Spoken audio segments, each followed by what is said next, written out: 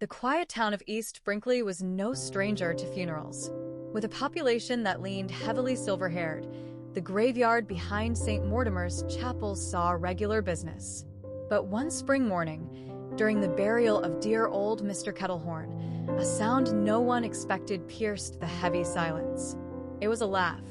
Not loud, not cruel, just a soft, trembling giggle. Heads turned. There she was, a woman in black velvet, with a red hibiscus pinned to her collar. She looked as though she belonged to the scene and yet didn't. Her name was Mabel Thistle, and from that day forward, she never missed a funeral. At first, the townspeople were horrified.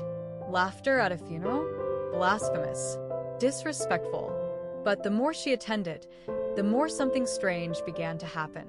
After every giggle, every poorly stifled chuckle from Mabel, something would emerge, a secret, a revelation, a miracle. The dead began to speak in their own way. Mrs. Hargreaves, thought to be long gone, sat up mid-funeral complaining about her tea kettle. A sealed letter was found in the lining of a coat.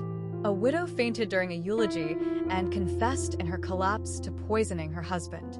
Some began to wonder, was she laughing at death or laughing with it? With each funeral, Mabel grew more infamous and more mysterious.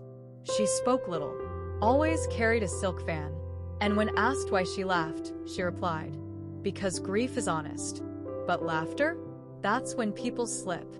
Soon, people began to invite her, not just to funerals of friends or family, but to strangers, to bear witness, to coax truth out of sorrow, to be the town's reluctant oracle. She didn't claim to speak to the dead, but they listened when she laughed, and sometimes, just sometimes, they answered. Disturbed yet fascinated, Father Corwin, the town's aging priest, invited Mabel for tea. She arrived early, quiet, polite. "You laugh in the face of death," the priest said, pouring from his cracked porcelain pot. "Why?" Mabel's eyes sparkled. "I once attended a clown's funeral, Father," she said, sipping gently. "It was the happiest moment of my life. And in that joy, I heard something." The priest leaned in. "What did you hear?" Mabel smiled, death giggling back. When Mayor Gregory Stone died suddenly, a lightning bolt on a sunny day, the entire town grieved. His funeral was East Brinkley's largest ever. Mabel, dressed immaculately, arrived late and took her place in the back. For the first time, she didn't laugh. She cried. And just as the mayor's son delivered a heartfelt speech, a sudden pop erupted from the casket.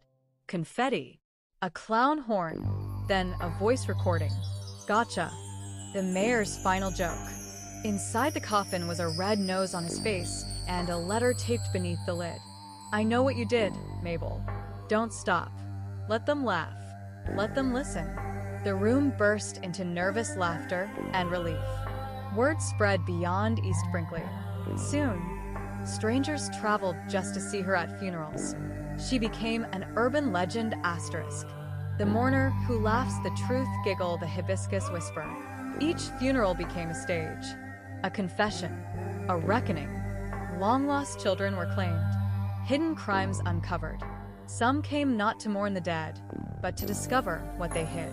Death, in Mabel's presence, became honest, and sometimes unexpectedly healing. Not everyone was pleased. Some families banned her, called her cursed. One even hired security to keep her out. But at a banned funeral, a coffin collapsed. The secret of a stolen inheritance spilled open with the lid. The family was ruined, and the truth marched in anyway. Mabel simply walked past, leaving a hibiscus on the coffin's edge. "Truth doesn't need permission," she whispered. "It needs an audience." Then came a funeral that silenced her. A small child, no older than 7. A tragedy, a life too short. Mabel sat stiffly. No smile, no flicker. Her hands trembled, her fan unmoved. And then she wept openly, unashamed. No secrets came, no spirit stirred. Afterward, someone asked, "Why didn't you laugh?" She replied, "Because laughter can only reach what grief hasn't drowned." Years passed. Mabel's hair grayed, her steps slowed, but she never stopped attending. never stopped listening. Funerals in East Brinkley transformed. They became celebrations, confessionals, theaters of truth. A ritual emerged, a single red hibiscus on every coffin.